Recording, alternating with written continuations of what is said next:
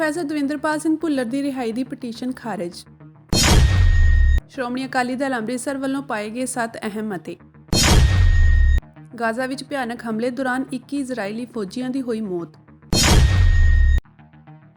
अरविंद केजरीवाल की अगवाई वाली दिल्ली की सरकार ने बंदी सिंह प्रोफैसर दविंदरपाल सिंह भुल्लर की पक्की रिहाई का केस रद्द कर दिता है, जबकि जेल प्रशासन, पुलिस, सिविल प्रशासन, पंजाब सरकार ते केंद्र सरकार दीयां रिपोर्टां अते सिफारिशां प्रोफैसर भुल्लर की पक्की रिहाई के हक विच सन। इस मामले ते सियासत गरमाई हुई है। एक पासे श्रोमणी कमेटी वालों इसनूं सिखां नाल बेइंसाफी करार दिता गया है तो दूजे पासे श्रोमणी अकाली दल बादल वालों भी इस फैसले की निखेधी की गई है। श्रोमणी गुरुद्वारा प्रबंधक कमेटी प्रधान हरजिंदर सिंह धामी ने आम आदमी पार्टी ते वड्डे इल्जाम लाए हैं। उन्हों का कहना है कि प्रोफैसर भुल्लर की रिहाई ते डेरा सिरसा मुखी के बेअदबी मामले विच बचाव ने आप सरकार का चेहरा बेनकाब कर दिता है। उन्होंने कहा कि यह पार्टी वो पार्टी है जो पहलां कहती सी कि असीं नाल दी नाल ही बंदी ਸਿੰਘਾਂ की रिहाई अते बेअदबी के मामले हल करांगे। उन्होंने कहा कि एक पासे बंदी सिंह अपने हिस्से की सज़ा भुगतण तो बाद भी जेलों में बंद हैं ते दूजे पासे बेअदबी ते होर गंभीर दोषां का सामना कर रहे सौदा साध नूं वार-वार पैरोल ते भेजिया जाता है। दूजे पासे श्रोमणी अकाली दल के प्रधान सुखबीर सिंह बादल ने भी इस फैसले की निखेधी करदिआं कहा कि अरविंद केजरीवाल ते भगवंत मान ने प्रोफैसर दविंदरपाल सिंह भुल्लर जी की रिहाई की पटीशन नूं रद्द करके मनुखी अधिकारां दा घाण कीता है। प्रोफैसर दविंदरपाल सिंह भुल्लर जिन्हां दी पक्की रिहाई लई फाइल जिहड़ी केजरीवाल को गई सी ते कल उन्होंने रिजैक्ट कर दी। मैं समझदा ये सियासी रोटियां सेकण वाले जिहड़े पंजाब दी राज सत्ता दे विच ਪਹਿਲਾਂ ਜਦੋਂ ਇਹਨਾਂ ਨੇ ਬੈਠਣ ਦਾ ਤੋਂ ਪਹਿਲਾਂ ਲੋਕਾਂ ਨਾਲ ਬੜੇ ਵੱਡੇ ਪੱਧਰ ਦੇ ਉੱਤੇ ਇਹ ਗੱਲਾਂ ਕੀਤੀਆਂ ਸੀ ਕਿ ਅਸੀਂ ਇਹ 24 ਘੰਟਿਆਂ 'ਚ ਮਸਲੇ ਹੱਲ ਕਰ ਦਾਂਗੇ, ਬੰਦੀ ਸਿੰਘਾਂ ਵਾਲੇ ਮਸਲੇ ਹੱਲ ਕਰ ਦਾਂਗੇ। ਤੇ ਪ੍ਰੋਫੈਸਰ ਦਵਿੰਦਰਪਾਲ ਸਿੰਘ ਭੁੱਲਰ ਉਹ ਆ ਜਿਹਦੀ ਸੈਂਟਰ ਸਰਕਾਰ ਵੱਲੋਂ ਨੋਟੀਫਿਕੇਸ਼ਨ ਵੀ ਹੋ ਚੁੱਕੀ ਆ ਔਰ ਜੇ ਮੈਂ ਸਮਝਦਾ ਅੱਜ ਪੰਜਾਬ 'ਚ ਵੀ ਸਰਕਾਰ ਇਹਨਾਂ ਦੀ ਆ ਤੇ ਦਿੱਲੀ 'ਚ ਵੀ ਸਰਕਾਰ ਇਹਨਾਂ ਦੀ ਆ ਤੇ ਉਹਨੂੰ ਰਿਜੈਕਟ ਕਰਨਾ ਇਹ ਪੰਜਾਬ ਪ੍ਰਤੀ ਤੇ ਗੁਰਸਿੱਖੀ ਪ੍ਰਤੀ ਜਿਹੜੀ ਸਿੱਖਾਂ ਪ੍ਰਤੀ ਖਾਸ ਕਰਕੇ ਪੰਜਾਬ ਦੇ ਬਾਬਤ ਇਹ ਨੀਤੀ ਕਲੀਅਰ ਹੋ ਗਈ ਆ ਕਿ ਪੰਜਾਬ ਪੱਖੀ ਨਹੀਂਗੇ, ਇਹ ਲੁੱਟ ਘਸੁੱਟ ਪੱਖੀ ਆ ਜਿਹਦੀ ਇਹ ਸਾਖਸ਼ਾਤ ਦੇ ਤੌਰ ਦੇ ਉੱਤੇ ਇਹ ਭੁੱਲਰ ਸਾਹਿਬ ਦੀ ਜਿਹੜੀ ਆ ਉਹ ਪਰਮਾਨੈਂਟ ਪਰੋਲ ਦੀ ਜਿਹੜੀ ਉਹ ਐਪਲੀਕੇਸ਼ਨ ਰਿਜੈਕਟ ਕੀਤੀ ਇਹਨਾਂ ਨੇ। ਉਹ ਤੋਂ ਇਲਾਵਾ ਸਭ ਤੋਂ ਮਾੜੀ ਗੱਲ ਕਿ ਇਸ ਸੱਤਾ 'ਚ ਆਉਣ ਤੋਂ ਪਹਿਲਾਂ ਕੇਜਰੀਵਾਲ ਸਾਹਿਬ ਬਿਆਨ ਦੇ ਰਹੇ ਆ ਕਿ ਰਾਮ ਰਹੀਮ 24 ਘੰਟਿਆਂ 'ਚ ਮੈਂ ਬਰਗਾੜੀ ਕਾਂਡ ਦਾ ਮਸਲਾ ਸਾਰਾ ਹੱਲ ਕਰ ਦਊਂਗਾ ਤੇ ਸੈਂਟਰ ਦੀ ਸਰਕਾਰ ਵੀ ਮੈਂ ਤਾਂ ਕਹਿੰਦਾ ਵੀ ਉਹਨਾਂ ਨੂੰ ਜਿਹੜੀ ਜੇਲ੍ਹ ਆ ਉਹਦੇ ਘਰੇ ਬਣਾ ਦੇਣੀ ਚਾਹੀਦੀ ਰਾਮ ਰਹੀਮ ਦੇ। ਮੇਰਾ ਖਿਆਲ ਹੈ ਲਗਭਗ 2-250 ਦਿਨ ਤੋਂ ਉੱਤੇ ਉਹ ਪਰੋਲ ਕੱਟ ਚੁੱਕਾ ਤੇ ਜੇਲ੍ਹ ਉੱਥੇ ਉਹਦੇ ਘਰ ਬਣਾ ਦੇਣ, ਉਹਨੂੰ ਲੋੜ ਹੀ ਨਹੀਂ ਪਰੋਲ ਬਾਰ-ਬਾਰ ਜੋ ਆਉਂਦਾ ਉਹ ਤਾਂ ਉਹਲੇ ਜੇਲ੍ਹ ਵੀ ਪਰੋ ਆਪਣੇ ਉੱਥੇ ਘਰੇ ਹੀ ਹੋਣਾ, ਪਰ ਇਹ ਘਰੇ ਬਣਾ ਦੇਣਾ ਚਾਹੀਦਾ। ਸਭ ਕਾਨੂੰਨ ਛਿੱਕੇ ਤੇ ਟਾਂਗ ਕੇ ਰੋਸ ਹੁੰਦਾ ਖਾਸ ਕਰਕੇ ਸਿੱਖਾਂ ਦੇ ਵਿੱਚ ਵੀ ਕਿਹੜੀ ਗੱਲ ਆ ਵੀ ਜਿਹੜੀ ਐਡੀ ਤੁਹਾਨੂੰ ਪਿਆਰੀ ਲੱਗਦੀ ਉਹਨੂੰ ਬਾਰ-ਬਾਰ ਦਿਓ ਪਰੋਲ। ਅਸੀਂ ਪਰੋਲ ਦੇ ਵਿਰੋਧੀ ਨਹੀਂ, ਕਾਨੂੰਨ ਮੁਤਾਬਕ ਪਰੋਲ ਮਿਲਦੀ ਸਾਰਿਆਂ ਨੂੰ, ਪਰ ਸਾਡੀ ਬਾਰ ਨੂੰ ਪਰੋਲ ਦਾ ਕਾਨੂੰਨ ਕਿੱਥੇ ਜਾਂਦਾ ਤੇ ਜੇ ਉਹਨੂੰ ਆਪਾਂ ਬਾਰ-ਬਾਰ ਤੇ ਉਹ ਤੋਂ ਬਿਹਤਰ ਆ ਵੀ ਉਹਦਾ ਜਿਹੜਾ ਬੰਦਾ ਕੋਈ ਕਿੱਡੇ ਵੱਡੇ ਘਿਨਾਉਣੇ ਜੁਰਮਾਂ ਦੇ ਵਿੱਚ ਆ ਤੇ ਉਹਨੂੰ ਵੀ ਆਪਾਂ ਫਿਰ ਬਾਰ-ਬਾਰ ਜਿਹੜਾ ਆ ਪਰੋਲ ਦੇ ਕੇ ਇੱਕ ਵਾਰੀ ਨਹੀਂ, 2 ਵਾਰੀ ਨਹੀਂ, 3 ਵਾਰੀ ਨਹੀਂ, 4 ਵਾਰੀ, ਸਾਰਾ ਸਾਲ ਹੀ ਤੇ ਜੇ ਇਦਾਂ ਰੱਖਣੀ ਆ ਤਾਂ ਫਿਰ ਉਹ ਪਰੋਲ ਉਹਨੂੰ ਪੱਕੀ ਦੇ ਕੇ ਘਰੇ ਉੱਥੇ ਬਹਾ ਦਿਓ, ਘਰ ਉਹਦੇ ਆਪਣਾ ਮਾੜਾ ਮੋਟਾ ਜਿਹੜਾ ਆ ਉਹ ਦੂਜਾ ਤੀਜਾ ਕਰ ਲਓ।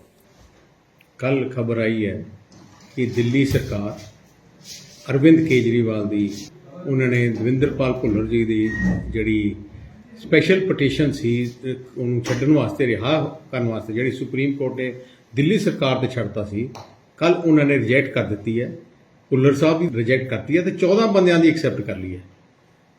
ਮੈਂ ਸਾਰਾ ਖਾਲਸਾ ਪੰਥ ਨੂੰ ਬੇਨਤੀ ਕਰਨਾ ਚਾਹੁੰਦਾ ਕਿ ਆਪਾਂ ਪਛਾਣੀਏ ਆਪਣੇ ਕੌਣ ਹੈ, ਪਰਾਏ ਕੌਣ ਹੈ। 92 ਸੀਟਾਂ ਜਿਤਾਈਆਂ ਖਾਲਸਾ ਪੰਥ ਨੇ, ਪੰਜਾਬੀਆਂ ਨੇ। ਦੇਖੋ ਕਿੰਨਾ ਵੱਡਾ ਧੱਕਾ ਕਰ ਰਹੇ ਆਪਣੇ ਨਾਲ। ਆਈ ਆਮ ਆਦਮੀ ਪਾਰਟੀ ਦੀ ਸਰਕਾਰ ਨੇ ਸੁਲਤਾਨਪੁਰ ਲੋਧੀ ਗੁਰਦੁਆਰਾ ਸਾਹਿਬ ਦੇ ਵਿੱਚ ਪੁਲਿਸ ਭੇਜ ਕੇ ਉੱਥੇ ਗੋਲੀਆਂ ਚਲਾਈਆਂ, ਉੱਥੇ ਜੁੱਤੀਆਂ ਨਾਲ ਪੁਲਿਸ ਭੇਜੀ ਤੇ ਆਪਾਂ ਸਾਰੇ ਚੁੱਪ ਹਾਂ। ਅਸਲੀ ਗੱਲ ਆ ਜਿਹੜੀਆਂ ਦਿੱਲੀ ਦੀਆਂ ਪਾਰਟੀਆਂ ਹੈ, ਇਹਨਾਂ ਦਾ ਕੋਈ ਲਗਾਅ ਨਾ ਪੰਜਾਬ ਨਾਲ ਹੈ ਨਾ ਆਪਣੇ ਸਿੱਖ ਪੰਥ ਨਾਲ ਹੈ। ਤਾਂ ਮੈਂ ਆਈ ਬੇਨਤੀ ਕਰਨਾ ਚਾਹੁੰਦਾ ਕਿ ਆਪਾਂ ਡਟ ਕੇ ਇਹਨਾਂ ਲੜਾਈ ਲੜੀਏ, ਤਾਂ ਹੀ ਪੰਜਾਬ ਬਚ ਸਕਦਾ ਹੈ ਤੇ ਤਾਂ ਹੀ ਆਪਣੇ ਖਾਲਸਾ ਪੰਥ ਬਚ ਸਕਦਾ ਹੈ। ਸ਼੍ਰੋਮਣੀ ਅਕਾਲੀ ਦਲ ਬਾਦਲ ਦੇ ਆਗੂ ਵਿਕਰਮ ਮਜੀਠੀਆ ਵੱਲੋਂ ਬੰਦੀ ਸਿੰਘਾਂ ਦੀ ਰਿਹਾਈ ਦੇ ਮੁੱਦੇ ਤੇ ਅਹਿਮ ਪ੍ਰੈਸ ਕਾਨਫਰੰਸ ਕੀਤੀ ਗਈ। ਉਹਨਾਂ ਨੇ ਕਾਨਫਰੰਸ ਨੂੰ ਸੰਬੋਧਨ ਕਰਦਿਆਂ ਕਿਹਾ ਕਿ ਬੰਦੀ ਸਿੰਘ ਭਾਈ ਦਵਿੰਦਰਪਾਲ ਸਿੰਘ ਭੁੱਲਰ ਦੀ ਰਿਹਾਈ ਕੇਵਲ ਤੇ ਕੇਵਲ ਅਰਵਿੰਦ ਕੇਜਰੀਵਾਲ ਤੇ ਨਿਰਭਰ ਹੈ। ਉਹਨਾਂ ਕਿਹਾ ਕਿ ਅਰਵਿੰਦ ਕੇਜਰੀਵਾਲ ਦੀ ਅਗਵਾਈ ਵਾਲੀ ਦਿੱਲੀ ਸਰਕਾਰ ਵੱਲੋਂ ਇੱਕ ਵਾਰ ਫੇਰ ਤੋਂ ਬੰਦੀ ਸਿੰਘ ਪ੍ਰੋਫੈਸਰ ਦਵਿੰਦਰਪਾਲ ਸਿੰਘ ਭੁੱਲਰ ਦੀ ਰਿਹਾਈ ਦੀ ਤਜਵੀਜ਼ ਰੱਦ ਕਰ ਦੇਣਾ ਬੇहद ਮੰਦਭਾਗਾ ਹੈ। ਉਹਨਾਂ ਕਿਹਾ ਕਿ ਪ੍ਰੋਫੈਸਰ ਭੁੱਲਰ 29 ਸਾਲਾਂ ਤੋਂ ਜੇਲ੍ਹ ਵਿੱਚ ਬੰਦ ਹਨ ਤੇ ਸਰੀਰਕ ਤੇ ਮਾਨਸਿਕ ਤੌਰ ਤੇ ਪੂਰੀ ਤਰ੍ਹਾਂ ਟੁੱਟ ਚੁੱਕੇ ਹਨ, ਪਰ ਫਿਰ ਵੀ ਕੇਜਰੀਵਾਲ ਸਰਕਾਰ ਉਹਨਾਂ ਨੂੰ ਰਿਹਾ ਕਰਨ ਲਈ ਰਾਜ਼ੀ ਨਹੀਂ ਕਿ ਭਗਵੰਤ ਮਾਨ ਸਾਹਿਬ ਆਪਣੇ ਆਕਾ ਤੋਂ ਪੁੱਛਣਗੇ ਕਿ ਜੋ ਵਿਅਕਤੀ ਇੰਨਾ ਬਿਮਾਰ ਹੈ ਉਸ ਤੋਂ ਕਿਸ ਗੱਲ ਦਾ ਖਤਰਾ ਹੈ। ਕੇਜਰੀਵਾਲ ਦੀ ਔਰ ਭਗਵੰਤ ਮਾਨ ਦੀ ਜੋ ਨੀਤੀ ਹੈ ਪੰਜਾਬੀਆਂ ਨੂੰ ਲੈ ਕੇ, ਖਾਸ ਤੌਰ ਤੇ ਬੰਦੀ ਸਿੰਘਾਂ ਨੂੰ ਲੈ ਕੇ, ਉਹਦੇ ਬਾਰੇ ਕਈ ਵਾਰੀ ਪਹਿਲਾਂ ਵੀ ਚਰਚਾ ਹੋਈ ਹੈ ਔਰ ਅੱਜ ਉਹਦਾ ਇੱਕ ਨਵਾਂ ਪ੍ਰਮਾਣ ਤੁਹਾਡੇ ਸਾਹਮਣੇ ਆਇਆ ਹੈ ਕਿ ਪ੍ਰੋਫੈਸਰ ਦਵਿੰਦਰਪਾਲ ਭੁੱਲਰ ਦੀ ਰਿਹਾਈ ਕੇਵਲ ਤੇ ਕੇਵਲ ਨਿਰਭਰ ਹੈ ਅਰਵਿੰਦ ਕੇਜਰੀਵਾਲ ਤੇ ਭਗਵੰਤ ਮਾਨ ਤੇ। ਮਗਰ ਅਸੰਬਡੀ ਜਿਹਨੇ 29 ਸਾਲ ਜੇਲ੍ਹ 'ਚ ਰਹੇ ਆ, ਮਨੁੱਖੀ ਅਧਿਕਾਰਾਂ ਦਾ ਵੀ ਬੰਦੀ ਸਿੰਘਾਂ ਦੇ ਮਸਲੇ 'ਚ ਘਾਣ ਇਸ ਲਈ ਮੰਨਿਆ ਜਾਂਦਾ ਹੈ ਕਿਉਂਕਿ ਇੰਨਾ ਲੰਮਾ ਸਮਾਂ 10/10 ਦੀ ਸੈੱਲ 'ਚ ਰਹਿਣਾ, ਕਿ ਫਾਂਸੀ ਚੱਕੀਆਂ 'ਚ ਰਹਿਣਾ, ਇਹ ਇਨਹਿਊਮਨ ਹੈ, ਇਹ ਇਨਸਾਨੀਅਤ ਦੇ ਉਲਟ ਹੈ ਔਰ ਇਹਨਾਂ ਦੇ ਮਸਲੇ 'ਚ ਜਲਦ ਫੈਸਲਾ ਆਵੇ, ਇਹ ਬਾਰ-ਬਾਰ ਡਿਮਾਂਡ ਰਹੀ ਹੈ। ਦੇਖੋ, ਇਨ ਤਮਿਲਨਾਡੂ ਸਾਰੀ ਪਾਰਟੀਆਂ ਇਕੱਠੀਆਂ ਹੋ ਕੇ ਰਾਜੀਵ ਗਾਂਧੀ ਦੇ ਜਿਹੜੇ ਕਿਲਰ ਸਨ ਉਹਨਾਂ ਨੂੰ ਰਿਹਾ ਕਰਾਉਣ 'ਚ ਕਾਮਯਾਬ ਰਹੇ। ਸ਼੍ਰੋਮਣੀ ਅਕਾਲੀ ਦਲ ਦਾ ਸਟੈਂਡ ਬੰਦੀ ਸਿੰਘਾਂ ਦੇ ਮਸਲੇ 'ਚ ਬੜਾ ਸਪਸ਼ਟ ਹੈ, ਮਗਰ ਅਫਸੋਸ ਨਾਲ ਕਹਿਣਾ ਪੈਂਦਾ ਕਿ ਅੱਜ ਕੇਜਰੀਵਾਲ ਨੇ 2017-18 ਤੋਂ ਉਹਨਾਂ ਕੋਲ ਇਹ ਫਾਈਲ ਬਾਰ-ਬਾਰ ਪੁੱਟ ਅਪ ਹੋਈ ਹੈ ਔਰ ਅੱਜ 7ਵੀਂ ਵਾਰੀ ਪ੍ਰੋਫੈਸਰ ਦਵਿੰਦਰਪਾਲ ਭੁੱਲਰ ਦਾ ਕੇਸ ਰਿਹਾਈ ਦਾ ਰਿਜੈਕਟ ਕਰਤਾ। ਐਂਡ ਸਮਬਡੀ ਜਿਹਦੀ ਫਾਂਸੀ ਇਸ ਗੱਲ ਤੇ ਸੁਪਰੀਮ ਕੋਰਟ ਨੇ ਤਬਦੀਲ ਕੀਤੀ that he is not keeping well, ਉਹ ਠੀਕ ਨਹੀਂ ਨੇ ਔਰ ਇਸ ਕਰਕੇ ਉਹਨਾਂ ਦੀ ਤਬਦੀਲ ਹੋਈ। ਉਹਨਾਂ ਨੂੰ ਅੰਮ੍ਰਿਤਸਰ ਦੀ ਜੇਲ੍ਹ 'ਚ ਉਦੋਂ ਬਾਦਲ ਸਾਹਿਬ ਨੇ ਟ੍ਰਾਂਸਫਰ ਕਰਾਇਆ ਔਰ ਮੁੜ ਕੇ ਉਹ ਪਰੋਲ ਰਹਿੰਦੇ ਰਹੇ ਆ ਔਰ ਉਹਨਾਂ ਦੀ ਸਿਹਤ ਅੱਜ ਵੀ ਇਲਾਜ ਚੱਲ ਰਿਹਾ, ਉਹ ਠੀਕ ਨਹੀਂ ਹੈ। ਜਿਹੜਾ ਬੰਦਾ ਪਰੋਲ ਤੇ ਆ ਸਕਦਾ ਹੈ, ਜਿਹੜੇ ਬੰਦੇ ਨੇ 29 ਸਾਲ ਸਜ਼ਾ ਕੱਟ ਲਈ ਹੋਵੇ, ਉਹ ਕਿਹੜਾ ਖਤਰਾ ਸਾਬਿਤ ਹੋ ਰਿਹਾ? ਇਹ ਮਾਨਸਿਕਤਾ ਦਰਾਉਂਦੀ ਹੈ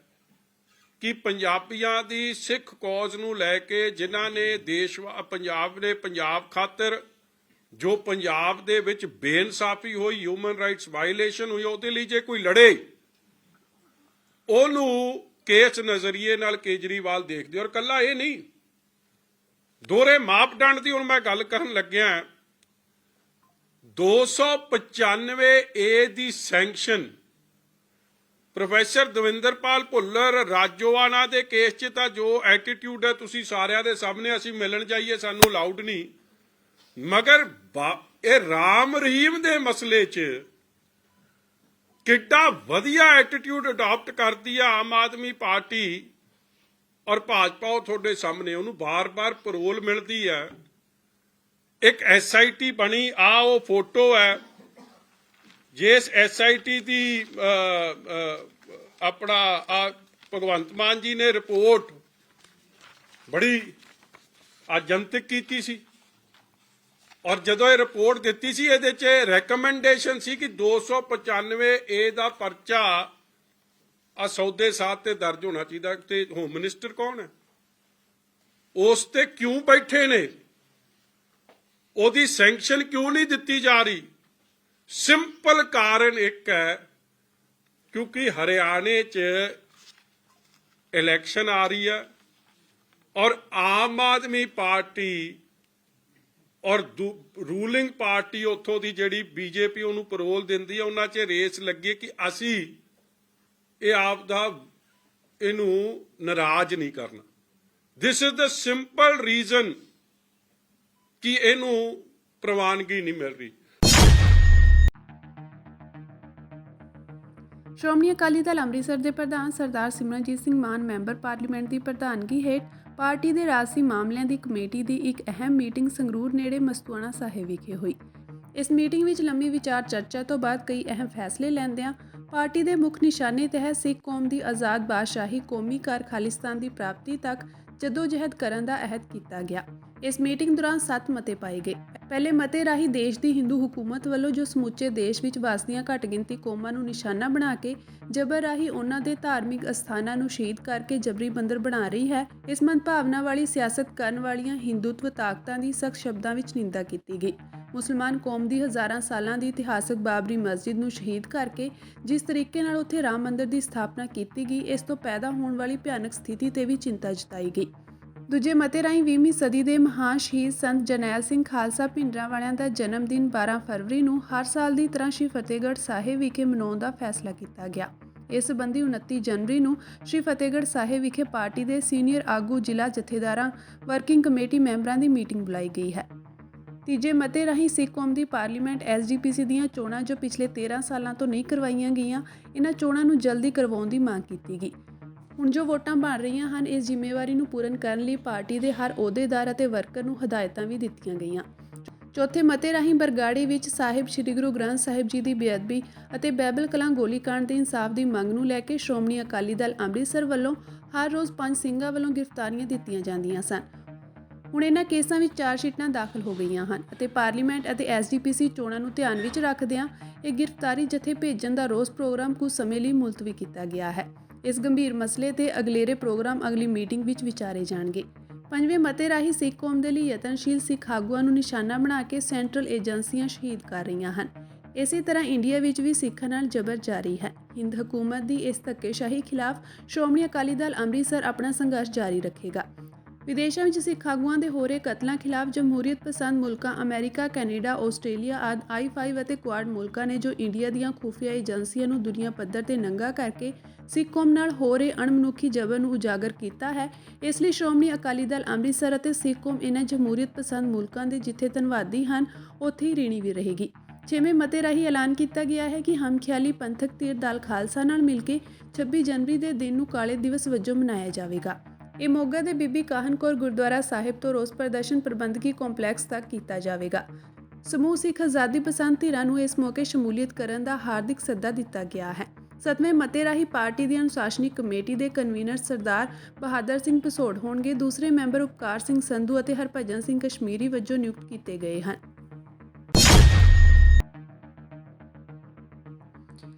ਗਾਜ਼ਾ 'ਚ ਹੋਏ ਸਭ ਤੋਂ ਭਿਆਨਕ ਹਮਲੇ ਵਿੱਚ ਇਜ਼ਰਾਈਲ ਦੀ ਫੌਜ ਦੇ 21 ਫੌਜੀ ਮਾਰੇ ਗਏ ਹਨ। ਇਜ਼ਰਾਈਲ ਦੀ ਫੌਜ ਨੇ ਕਿਹਾ ਹੈ ਕਿ ਮੱਧ ਗਾਜ਼ਾ ਵਿੱਚ ਹਮਾਸ ਵਿਰੁੱਧ ਜੰਗ ਸ਼ੁਰੂ ਹੋਣ ਤੋਂ ਬਾਅਦ ਫੌਜ ਦਾ ਇਹ ਸਭ ਤੋਂ ਵੱਡਾ ਨੁਕਸਾਨ ਹੈ। ਫੌਜ ਦੇ ਮੁੱਖ ਬੁਲਾਰੇ ਰੀਅਰ ਐਡਮਿਰਲ ਡੈਨੀਅਲ ਹੈਗਾਰੀ ਨੇ ਮੰਗਲਵਾਰ ਨੂੰ ਇਹ ਜਾਣਕਾਰੀ ਸਾਂਝੀ ਕੀਤੀ। ਉਹਨਾਂ ਨੇ ਦੱਸਿਆ ਕਿ ਫੌਜੀ ਸੋਮਵਾਰ ਨੂੰ ਮੱਧ ਗਾਜ਼ਾ ਵਿੱਚ 2 ਘਰਾਂ ਨੂੰ ਤਬਾਹ ਕਰਨ ਲਈ ਵਿਸਫੋਟਕ ਲਗਾਉਣ ਦੀ ਤਿਆਰੀ ਕਰ ਰਹੇ ਸਨ, ਜਦੋਂ ਉਹਨਾਂ ਤੇ ਰੋਕੇਟ ਨਾਲ ਚੱਲਣ ਵਾਲਾ ਗ੍ਰਨੇਡ ਸੁੱਟਿਆ ਗਿਆ। ਇਸ ਨਾਲ ਵਿਸਫੋਟਕ ਵਿੱਚ ਧਮਾਕਾ ਹੋਇਆ ਤੇ ਇਮਾਰਤਾਂ ਢਹਿ ਗਈਆਂ, ਜਿਸ ਨਾਲ ਸੈਨਿਕ ਮਲਬੇ ਹੇਠਾਂ ਦਬ ਕੇ ਮਰ ਗਏ। ਇਜ਼ਰਾਈਲ ਦੇ ਪ੍ਰਧਾਨ ਮੰਤਰੀ ਬੈਂਜਾਮਿਨ ਨੇਤਨਯਾਹੂ ਨੇ 21 ਫੌਜੀਆਂ ਦੀ ਮੌਤ ਤੇ ਸੋਗ ਜ਼ਾਹਰ ਕੀਤਾ ਹੈ ਅਤੇ ਕਿਹਾ ਹੈ ਕਿ ਫੌਜ ਜਿੱਤ ਪੂਰੀ ਹੋਣ ਤੱਕ ਲੜਾਈ ਲੜਦੀ ਰਹੇਗੀ। ਨੇਤਨਯਾਹੂ ਨੇ ਸੋਸ਼ਲ ਮੀਡੀਆ ਮੰਚ X ਤੇ ਇੱਕ ਪੋਸਟ ਵਿੱਚ ਕਿਹਾ ਕਿ ਸੋਮਵਾਰ ਜੰਗ ਸ਼ੁਰੂ ਹੋਣ ਤੋਂ ਬਾਅਦ ਦੇ ਸਭ ਤੋਂ ਮੁਸ਼ਕਲ ਦਿਨਾਂ ਵਿੱਚੋਂ ਇੱਕ ਸੀ। ਉਹਨਾਂ ਕਿਹਾ ਕਿ ਫੌਜ ਇਸ ਹਮਲੇ ਦੀ ਜਾਂਚ ਸ਼ੁਰੂ ਕਰੇਗੀ, ਜਿਸ ਵਿੱਚ ਇੱਕ ਟੈਂਕ ਤੇ ਰੋਕੇਟ ਨਾਲ ਚੱਲਣ ਵਾਲਾ ਗ੍ਰਨੇਡ ਸੁੱਟਿਆ ਗਿਆ, ਜਿਸ ਨਾਲ ਧਮਾਕਾ ਹੋਇਆ ਤੇ ਧਮਾਕੇ ਨਾਲ ਤਬਾਹ ਹੋਈਆਂ 2 ਇਮਾਰਤਾਂ ਦੇ ਮਲਬੇ ਹੇਠ ਫੌਜੀ ਦਬ ਗਏ। ਨੇਤਨਯਾਹੂ ਨੇ ਮੰਗਲਵਾਰ ਨੂੰ ਟਵੀਟ ਕੀਤਾ ਕਿ ਆਪਣੇ ਨਾਇਕਾਂ ਦੇ ਮਾਣ ਅਤੇ ਆਪਣੀ ਜਾਨ ਦੀ ਰੱਖਿਆ ਲਈ ਅਸੀਂ ਪੂਰੀ ਤਰ੍ਹਾਂ ਜਿੱਤ ਹਾਸਲ ਕਰਨ ਤੱਕ ਲੜਨਾ ਬੰਦ ਨਹੀਂ ਕਰਾਂਗੇ। ਇਜ਼ਰਾਈਲੀ ਫੌਜ ਨੇ ਦੱਖਣੀ ਗਾਜ਼ਾ ਦੇ ਖਾਨ ਯੂਨਿਸ ਸ਼ਹਿਰ ਨੂੰ ਘੇਰ ਲਿਆ ਹੈ। ਫੌਜ ਨੇ ਮੰਗਲਵਾਰ ਨੂੰ ਇੱਕ ਬਿਆਨ ਵਿੱਚ ਇਹ ਐਲਾਨ ਕੀਤਾ ਸੀ। ਖੇਤਰ ਦਾ ਦੂਜਾ ਸਭ ਤੋਂ ਵੱਡਾ ਸ਼ਹਿਰ ਹਾਲ ਹੀ ਦੇ ਦਿਨਾਂ ਵਿੱਚ ਵੱਡੇ ਹਮਲਿਆਂ ਦਾ ਸ਼ਿਕਾਰ ਹੋਇਆ ਹੈ, ਜਿਸ ਵਿੱਚ ਦਰਜਨਾਂ ਫਲਸਤੀਨੀ ਨਾਗਰਿਕ ਮਾਰੇ ਗਏ ਹਨ ਅਤੇ ਜ਼ਖਮੀ ਵੀ ਹੋਏ ਹਨ। ਇਜ਼ਰਾਈਲੀ ਅਧਿਕਾਰੀਆਂ ਦਾ ਕਹਿਣਾ ਹੈ ਕਿ ਹਮਾਸ ਦੇ ਨੇਤਾ ਸ਼ਹਿਰ ਦੇ ਹੇਠਾਂ ਸੁਰੰਗਾਂ ਵਿੱਚ ਹੋ ਸਕਦੇ ਹਨ। ਖਾਨ ਯੂਨਿਸ ਗਾਜ਼ਾ ਵਿੱਚ ਹਮਾਸ ਦੇ ਨੇਤਾ ਸਿਨਵਰ ਦਾ ਜੱਦੀ ਸ਼ਹਿਰ ਹੈ। ਸਿਨਵਰ ਦੇ ਠਿਕਾਣੇ ਦਾ ਹਜੇ ਪਤਾ ਨਹੀਂ ਲੱਗ ਸਕਿਆ ਹੈ। ਅਮਰੀਕੀ ਅਤੇ ਬਰਤਾਨਵੀ ਫੌਜਾਂ ਨੇ ਸੋਮਵਾਰ ਰਾਤ ਨੂੰ ਯਮਨ ਵਿੱਚ ਈਰਾਨ ਸਮਰਥਿਤ ਹੁਤੀ ਲੜਾਕਿਆਂ ਵੱਲੋਂ ਵਰਤੇ ਜਾਂਦੇ 8 ਟਿਕਾਣਿਆਂ 'ਚੋਂ ਕਈ ਟਿਕਾਣਿਆਂ 'ਤੇ ਬੰਬਾਰੀ ਕੀਤੀ। ਇਹ ਦੂਜੀ ਵਾਰ ਹੈ ਜਦੋਂ ਹੁਤੀ ਲੜਾਕਿਆਂ ਦੀ ਮਿਸਾਈਲ ਲਾਂਚ ਸਮਰੱਥਾ ਦਾ ਜਵਾਬ ਦਿੱਤਾ ਗਿਆ ਹੈ ਅਧਿਕਾਰੀਆਂ ਮੁਤਾਬਕ ਅਮਰੀਕਾ ਅਤੇ ਬਰਤਾਨੀਆ ਨੇ ਹੂਤੀ ਦੇ ਮਿਸਾਈਲ ਡਿਪੂਆਂ, ਡਰੋਨਾਂ ਅਤੇ ਲਾਂਚਰਾਂ ਨੂੰ ਤਬਾਹ ਕਰਨ ਲਈ ਜੰਗੀ ਜਹਾਜ਼ ਅਤੇ ਪਣਡੁੱਬੀ ਤੋਂ ਲਾਂਚ ਕੀਤੀਆਂ ਜਾਣ ਵਾਲੀਆਂ ਟੋਮਹਾਕ ਮਿਸਾਈਲਾਂ ਅਤੇ ਲੜਾਕੂ ਜਹਾਜ਼ਾਂ ਦੀ ਵਰਤੋਂ ਕੀਤੀ। ਅਧਿਕਾਰੀਆਂ ਨੇ ਦੱਸਿਆ ਕਿ ਆਸਟ੍ਰੇਲੀਆ, ਬਹਿਰੀਨ, ਕੈਨੇਡਾ ਅਤੇ ਨੀਦਰਲੈਂਡ ਜ਼ਰੀਏ ਖੁਫੀਆ ਜਾਣਕਾਰੀ ਅਤੇ ਸਹਾਇਤਾ ਪ੍ਰਦਾਨ ਕੀਤੀ ਗਈ ਸੀ। ਇੱਕ ਬਿਆਨ ਵਿੱਚ ਕਿਹਾ ਗਿਆ ਹੈ ਕਿ ਹਮਲਿਆਂ ਵਿੱਚ ਹੂਤੀ ਲੜਾਕਿਆਂ ਨਾਲ ਜੁੜੇ ਟਿਕਾਣਿਆਂ ਨੂੰ ਨਿਸ਼ਾਨਾ ਬਣਾਇਆ ਗਿਆ। ਉਨ੍ਹਾਂ ਕਿਹਾ ਕਿ ਸਾਡਾ ਉਦੇਸ਼ ਤਣਾਅ ਘਟਾਉਣਾ ਅਤੇ ਲਾਲ ਸਾਗਰ ਵਿੱਚ ਸਥਿਰਤਾ ਬਹਾਲ ਕਰਨਾ ਹੈ, ਪਰ ਅਸੀਂ ਹੂਤੀ ਲੜਾਕਿਆਂ ਨੂੰ ਆਪਣੀ ਚੇਤਾਵਨੀ ਦੁਹਰਾਉਂਦੇ ਹਾਂ ਕਿ ਅਸੀਂ ਲਗਾਤਾਰ ਇਹਨਾਂ ਖਤਰਿਆਂ ਦੇ ਬਾਵਜੂਦ ਦੁਨੀਆ ਦੇ ਸਭ ਤੋਂ ਮਹੱਤਵਪੂਰਨ ਜਲ ਮਾਰਗਾਂ ਵਿੱਚੋਂ ਇੱਕ ਲਾਲ ਸਾਗਰ ਵਿੱਚ ਲੋਕਾਂ ਦੀ ਜਾਨ ਅਤੇ ਬਿਨਾਂ ਕਿਸੇ ਰੁਕਾਵਟ ਦੇ ਵਪਾਰ ਦੀ ਰੱਖਿਆ ਕਰਨ ਤੋਂ ਪਿੱਛੇ ਨਹੀਂ ਹਟਾਂਗੇ। ਬਰਤਾਨੀਆ ਦੇ ਰੱਖਿਆ ਮੰਤਰਾਲੇ ਨੇ ਪੁਸ਼ਟੀ ਕੀਤੀ ਹੈ ਕਿ ਰਾਇਲ 에ਅਰ ਫੋਰਸ ਦੇ 4 ਜਹਾਜ਼ਾਂ ਨੇ ਸਨਾ 에ਅਰਫੀਲਡ ਦੇ ਖੇਤਰ ਵਿੱਚ 2 ਫੌਜੀ ਟਿਕਾਣਿਆਂ ਤੇ ਕਈ ਨਿਸ਼ਾਨੇ ਬਣਾਏ। ਰੱਖਿਆ ਮੰਤਰੀ ਗ੍ਰਾਂਟ ਸ਼ੈਪਸ ਨੇ ਕਿਹਾ ਕਿ ਇਨ੍ਹਾਂ ਹਮਲਿਆਂ ਦਾ ਮਕਸਦ ਹੂਤੀਆਂ ਦੀ ਸਮਰੱਥਾ ਨੂੰ ਘਟਾਉਣਾ ਹੈ। ਇੱਕ ਸੀਨੀਅਰ ਅਮਰੀਕੀ ਫੌਜੀ ਅਧਿਕਾਰੀ ਨੇ ਪੱਤਰਕਾਰਾਂ ਨੂੰ ਦੱਸਿਆ ਕਿ ਹਮਲੇ ਵਿੱਚ 25 ਤੋਂ 30 ਬੰਬ ਸੁੱਟੇ ਗਏ ਅਤੇ ਕਈ ਨਿਸ਼ਾਨਿਆਂ ਨੂੰ ਵਿੰਨ੍ਹਿਆ ਗਿਆ। ਉਨ੍ਹਾਂ ਕਿਹਾ ਕਿ ਪਹਿਲੀ ਵਾਰ ਹੈ ਜਦੋਂ ਅਜਿਹੇ ਆਧੁਨਿਕ ਹਥਿਆਰਾਂ ਨੂੰ ਨਸ਼ਟ ਕੀਤਾ ਗਿਆ ਹੈ। ਅਮਰੀਕਾ ਅਤੇ ਬਰਤਾਨੀਆ ਦੇ ਜੰਗੀ ਜਹਾਜ਼ਾਂ ਤੇ ਲੜਾਕੂ ਜਹਾਜ਼ਾਂ ਨੇ 28 ਥਾਵਾਂ ਤੇ 60 ਤੋਂ ਵੱਧ ਟਿਕਾਣਿਆਂ ਨੂੰ ਨਿਸ਼ਾਨਾ ਬਣਾਇਆ ਸੀ। ਇਹ ਹਮਲਾ ਹੂਤੀ ਲੜਾਕਿਆਂ ਦੇ ਵਪਾਰਕ ਜਹਾਜ਼ਾਂ ਤੇ ਲਗਾਤਾਰ ਡਰੋਨ ਅਤੇ ਮਿਜ਼ਾਈਲ ਹਮਲਿਆਂ ਤੋਂ ਬਾਅਦ ਕੀਤਾ ਗਿਆ ਸੀ। ਅਕਤੂਬਰ ਵਿੱਚ ਇਜ਼ਰਾਈਲ ਹਮਾਸ ਜੰਗ ਸ਼ੁਰੂ ਹੋਣ ਤੋਂ ਬਾਅਦ ਹੂਤੀ ਲੜਾਕਿਆਂ ਨੇ ਜਹਾਜ਼ਾਂ ਨੂੰ ਨਿਸ਼ਾਨਾ ਬਣਾਉਣਾ ਸ਼ੁਰੂ ਕਰ ਦਿੱਤਾ ਹੈ। ਹੂਤੀ ਮੀਡੀਆ ਦਫ਼ਤਰ ਨੇ ਸੋਮਵਾਰ ਨੂੰ ਇੱਕ ਆਨਲਾਈਨ ਬਿਆਨ ਵਿੱਚ ਕਿਹਾ ਕਿ ਯਮਨ ਦੀ ਰਾਜਧਾਨੀ ਸਨਾ ਵਿੱਚ ਹਮਲੇ ਕੀਤੇ ਗਏ। ਬਰਤਾਨੀਆ ਦੇ ਪ੍ਰਧਾਨ ਮੰਤਰੀ ਰਿਸ਼ੀ ਸੁਨਕ ਨੇ ਸੋਮਵਾਰ ਸਵੇਰੇ ਅਮਰੀਕੀ ਰਾਸ਼ਟਰਪਤੀ ਜੋ ਬਾਈਡਨ ਨਾਲ ਫੋਨ ਤੇ ਗੱਲਬਾਤ ਕੀਤੀ। ਸੁਨਕ ਦੇ ਦਫ਼ਤਰ ਅਨੁਸਾਰ ਦੋਵੇਂ ਨੇਤਾ ਹੂਤੀਆਂ ਦੀ ਸਮਰੱਥਾ ਨੂੰ ਘਟਾਉਣ ਲਈ ਜ਼ਰੂਰੀ ਫੌਜੀ ਕਾਰਵਾਈ ਕਰਨ ਤੇ ਸਹਿਮਤ ਹੋਏ ਸਨ। ਕੈਨੇਡਾ ਪੜ੍ਹਨ ਜਾਣ ਵਾਲੇ ਵਿਦਿਆਰਥੀਆਂ ਲਈ ਬੁਰੀ ਖਬਰ ਹੈ, ਕਿਉਂਕਿ ਕੈਨੇਡਾ ਸਰਕਾਰ ਨੇ ਅਗਲੇ 2 ਸਾਲਾਂ ਲਈ ਅੰਤਰਰਾਸ਼ਟਰੀ ਵਿਦਿਆਰਥੀ ਵੀਜ਼ਿਆਂ ਵਿੱਚ ਕਟੌਤੀ ਕਰਨ ਅਤੇ ਵੀਜ਼ਾ ਜਾਰੀ ਕਰਨ ਦੀ ਸੀਮਾ ਤੈਅ ਕਰਨ ਦਾ ਐਲਾਨ ਕੀਤਾ ਹੈ। ਇਸ ਤੋਂ ਇਲਾਵਾ ਨਿੱਜੀ ਕਾਲਜਾਂ ਤੋਂ ਗ੍ਰੈਜੂਏਟ ਹੋਣ ਵਾਲਿਆਂ ਨੂੰ ਵਰਕ ਪਰਮਿਟ ਵੀ ਨਹੀਂ ਮਿਲੇਗਾ। ਇਸ ਨੂੰ ਜਸਟਿਨ ਟਰੂਡੋ ਸਰਕਾਰ ਦਾ ਵੱਡਾ ਫੈਸਲਾ ਮੰਨਿਆ ਜਾ ਰਿਹਾ ਹੈ। ਇਹ ਫੈਸਲਾ ਉਹਨਾਂ ਵਿਦਿਆਰਥੀਆਂ ਦੇ ਸੁਪਨਿਆਂ ਨੂੰ ਤੋੜ ਸਕਦਾ ਹੈ ਜੋ ਕੈਨੇਡਾ ਵਿੱਚ ਪੜ੍ਹਨਾ ਚਾਹੁੰਦੇ ਹਨ। ਮਿਲੀ ਜਾਣਕਾਰੀ ਮੁਤਾਬਕ ਕੈਨੇਡਾ ਨੇ ਐਲਾਨ ਕੀਤਾ ਹੈ ਕਿ ਉਹ ਅੰਤਰਰਾਸ਼ਟਰੀ ਵਿਦਿਆਰਥੀਆਂ ਲਈ ਸਟੱਡੀ ਪਰਮਿਟਾਂ ਲਈ ਸਵੀਕਾਰ ਕੀਤੀਆਂ ਗਈਆਂ ਅਰਜ਼ੀਆਂ ਦੀ ਗਿਣਤੀ ਤੇ ਇਨਟੇਕ ਕੈਪ ਲਗਾਏਗਾ, ਜਿਸ ਦੇ ਨਤੀਜੇ ਵਜੋਂ 2023 ਦੇ ਮੁਕਾਬਲੇ ਇਸ ਸਾਲ ਗਿਣਤੀ ਵਿੱਚ 35% ਦੀ ਕਮੀ ਆਉਣ ਵਾਲੀ ਹੈ। ਇਹ ਫੈਸਲਾ ਅਜਿਹੇ ਸਮੇਂ ਵਿੱਚ ਆਇਆ ਹੈ ਜਦੋਂ ਕੈਨੇਡਾ ਵਿੱਚ ਰਿਹਾਇਸ਼ੀ ਸੰਕਟ ਤੇਜ਼ੀ ਨਾਲ ਵਧਿਆ ਹੈ। ਹਾਲਾਂਕਿ ਕੈਨੇਡੀਅਨ ਇਮੀਗ੍ਰੇਸ਼ਨ ਮੰਤਰੀ ਮਾਰਕ ਮਿਲਰ ਨੇ ਸੋਮਵਾਰ ਨੂੰ ਓਟਾਵਾ ਵਿੱਚ ਇੱਕ ਨਿਊਜ਼ ਕਾਨਫਰੰਸ ਵਿੱਚ ਐਲਾਨ ਕੀਤਾ ਕਿ ਡਾਕਟਰੀ ਅਤੇ ਕਾਨੂੰਨ ਵਰਗੇ ਪੇਸ਼ੇਵਰ ਪ੍ਰੋਗਰਾਮਾਂ ਦੇ ਨਾਲ-ਨਾਲ ਮਾਸਟਰ ਅਤੇ ਡਾਕਟਰੇਟ ਪ੍ਰੋਗਰਾਮਾਂ ਵਿੱਚ ਦਾਖਲਾ ਲੈਣ ਵਾਲੇ ਵਿਦਿਆਰਥੀਆਂ ਦੇ ਜੀਵਨ ਸਾਥੀ ਲਈ ਆਉਣ ਵਾਲੇ ਹਫ਼ਤਿਆਂ ਵਿੱਚ ਓਪਨ ਵਰਕ ਪਰਮਿਟ ਉਪਲਬਧ ਹੋਣਗੇ।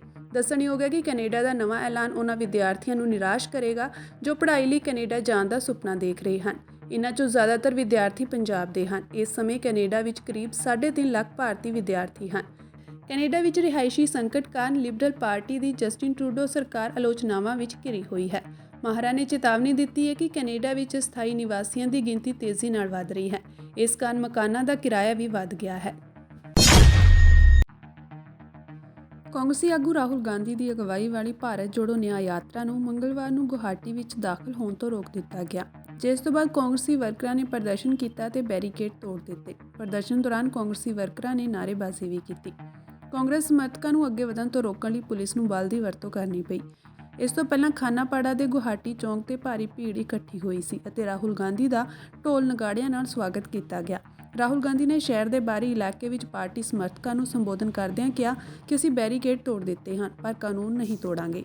ਯਾਤਰਾ ਨੂੰ ਸ਼ਹਿਰ ਦੀ ਹੱਦ ਵਿੱਚ ਦਾਖਲ ਹੋਣ ਤੋਂ ਰੋਕਣ ਲਈ 2 ਥਾਵਾਂ ਤੇ ਬੈਰੀਕੇਡ ਲਗਾਏ ਗਏ ਸਨ। ਕਾਂਗਰਸੀ ਵਰਕਰਾਂ ਨੂੰ ਰੋਕਣ ਲਈ ਪੁਲਿਸ ਨੂੰ ਬਲ ਦੀ ਵਰਤੋਂ ਵੀ ਕਰਨੀ ਪਈ। ਚੰਡੀਗੜ੍ਹ ਦੀਆਂ ਮੇਅਰ ਚੋਣਾਂ ਸੰਬੰਧੀ 2 ਪਟੀਸ਼ਨਾਂ ਤੇ ਅੱਜ ਪੰਜਾਬ ਅਤੇ ਹਰਿਆਣਾ ਹਾਈ ਕੋਰਟ ਵਿੱਚ ਸੁਣਵਾਈ ਹੋਈ। ਮਾਮਲੇ ਦੀ ਸੁਣਵਾਈ ਕਰਦਿਆਂ ਹਾਈ ਕੋਰਟ ਨੇ ਚੰਡੀਗੜ੍ਹ ਪ੍ਰਸ਼ਾਸਨ ਨੂੰ ਕਿਹਾ ਕਿ ਚੋਣਾਂ ਲਈ 6 ਫਰਵਰੀ ਬਹੁਤ ਲੰਮੀ ਹੈ। ਭਲਕੇ ਯਾਨੀ 24 ਜਨਵਰੀ ਨੂੰ ਚੋਣਾਂ ਦੇ ਸਬੰਧ ਵਿੱਚ ਵਿਸਥਾਰਪੂਰਵਕ ਜਾਣਕਾਰੀ ਦਿਓ ਕਿ ਚੋਣਾਂ 6 ਫਰਵਰੀ ਤੋਂ ਪਹਿਲਾਂ ਕਦੋਂ ਕਰਵਾਈਆਂ ਜਾਣਗੀਆਂ, ਨਹੀਂ ਤਾਂ ਅਸੀਂ ਚੋਣਾਂ ਦੀ ਤਾਰੀਖ ਤੈਅ ਕਰਾਂਗੇ। ਹੁਣ ਹਾਈ ਕੋਰਟ ਵਿੱਚ 24 ਜਨਵਰੀ ਯਾਨੀ ਭਲਕੇ ਮੁੜ ਸੁਣਵਾਈ ਹੋਵੇਗੀ। ਦੱਸ ਦਈਏ ਕਿ ਇਹ ਦੋਵੇਂ ਪਟੀਸ਼ਨਾਂ ਆਮ ਆਦਮੀ ਪਾਰਟੀ ਦੇ ਕੌਂਸਲਰ ਅਤੇ ਗੱਠਜੋੜ ਦੇ ਮੇਅਰ ਉਮੀਦਵਾਰ ਕੁਲਦੀਪ ਟੀਟਾ ਦੀ ਤਰਫੋਂ ਦਾਇਰ ਕੀਤੀਆਂ ਗਈਆਂ ਹਨ। ਆਮ ਆਦਮੀ ਪਾਰਟੀ ਚਾਹੁੰਦੀ ਹੈ ਕਿ ਚੋਣਾਂ ਜਲਦੀ ਹੋਣ।